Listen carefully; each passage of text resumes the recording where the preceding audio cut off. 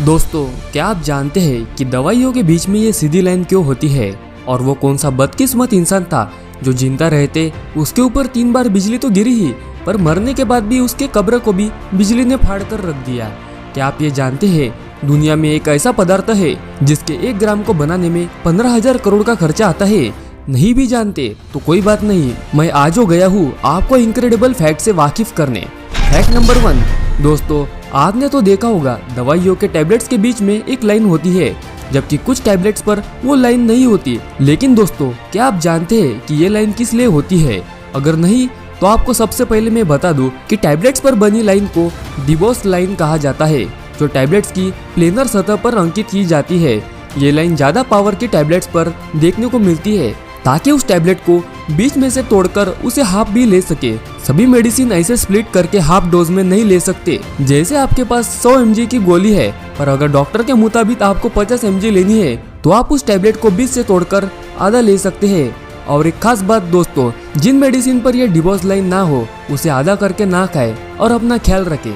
Fact number 2। अगर मैं आपसे पूछूं दुनिया में सबसे महंगी लकड़ी कौन सी है, तो आप सभी लोग चंदन कहेंगे। लेकिन दोस्तों, ऐसा नहीं है। चंदन महंगा जरूर है, लेकिन यह दुनिया की सबसे महंगी लकड़ी नहीं है। दोस्तों, यह है अफ्रीकन ब्लैकवुड, और इसे ही दुनिया की सबसे महंगी लकड़ी माना जाता है। जहां चंदन की लकड़ी की कीमत 5 से 6 हजार रुपए प्रति किलो की होती है, वही अफ्रीकन ब्लैकवुड की 1 किलो की कीमत 8,000 पाउंड यानी 7 लाख रुपए से भी ज्यादा होती है। अफ्रीका की ब्लैकवुड का पेड़ अफ्रीका के कुछ गिने चुने इलाकों में ही पाया जाता है, और वहाँ भी ये बहुत ज्यादा संख्या में नहीं उगते।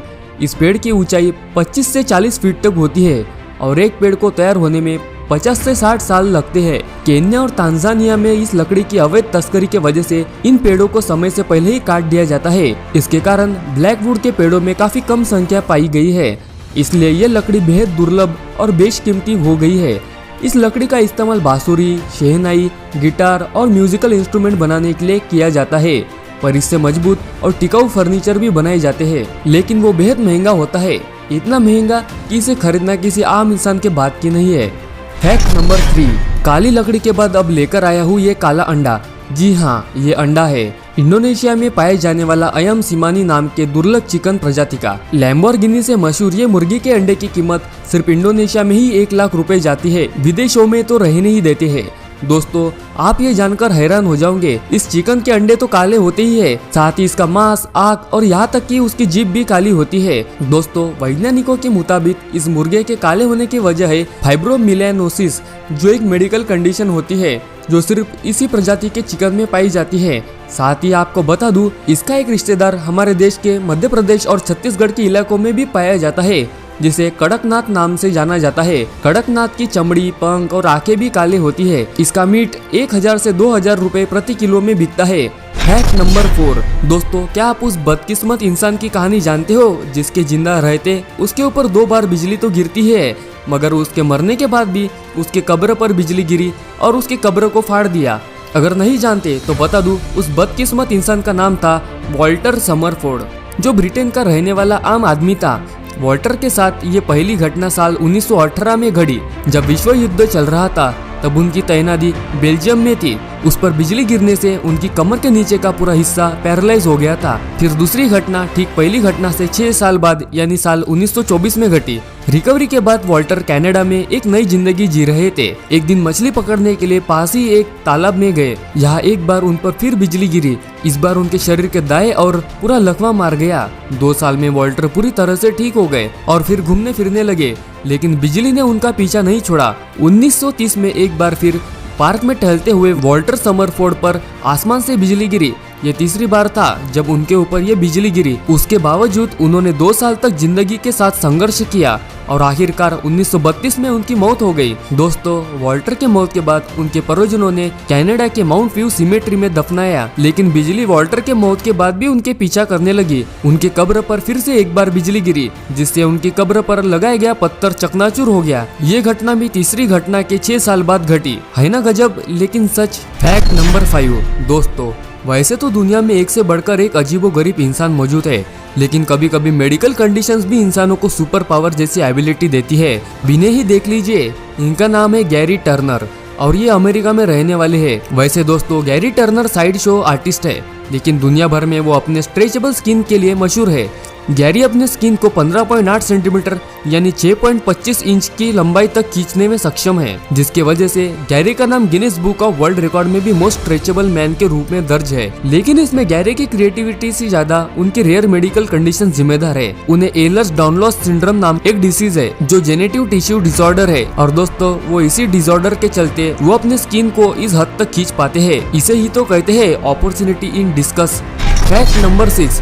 दोस्तों आपने देखा होगा जब भी किसी की मौत होती है उसकी डेड बॉडी प्रिजर्व रखने के लिए उनकी डेड बॉडी को बर्फ के सिल्लियों में रखा जाता है। मगर दोस्तों अगर मैं आपसे कहूँ कुछ वैज्ञानिक ऐसी तकनीक विकसित करने में लगे हैं जिसमें डीप फ्रीजर में डीप करके रखे इंसान को सालों बाद भी फिर से जिंदा किया जा सकता है, तो आप क्या कहेंगे? जी हाँ, आपने बिल्कुल सही सुना।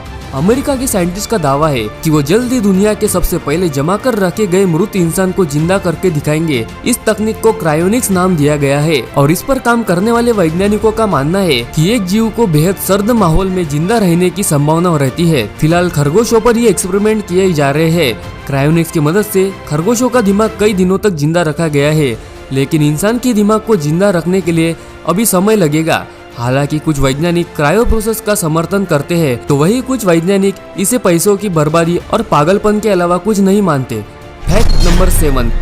दोस्तों वैसे तो वैज्ञानिक ने मानव जाति को कोई ऐसे मटेरियल्स तैयार करके दिए हैं जिन्होंने हमारी जिंदगी पहले से आसान बना दी है, लेकिन दोस्तों क्या आप उस पदार्थ के बारे में जानते हैं जिसका 1 ग्राम बनाने के लिए 18 बिलियन US$ यानी 15,000 करोड़ रुपए खर्च होते हैं? और दोस्तों इसीलिए वो दुनिया का सबसे महंगा पदार्थ भी है। दोस्तों मैं बात कर रहा हूँ एंटी मैटर की, और इसके 1 ग्राम की कीमत इतनी ज्यादा है कि इतने पैसों में कई देश खरीदे जा सकते हैं। जिस तरह सभी physics objects proton, electron, neutron से मिलकर बने होते हैं, उसी तरह एंटी मैटर भी एंटी प्रोटॉन, पॉजिट्रॉन और एंटी न्यूट्रॉन से बना होता है। तो आप सोच रहे होंगे इसे बनाने में इतने पैसे कहाँ लगते हैं? तो आपको बता दूं, European Organization for nuclear research के जरिए यूरोप के 23 देशों ने मिलकर केरन फैसिलिटी बनाई है, जिसमें दुनिया का सबसे बड़ा लाइन कोलाइडर हाइड्रोजन है। दोस्तों आपको जानकर हैरानी होगी, इस फैसिलिटी को दुनिया की सबसे कॉम्प्लेक्स मशीन कहा जाता है।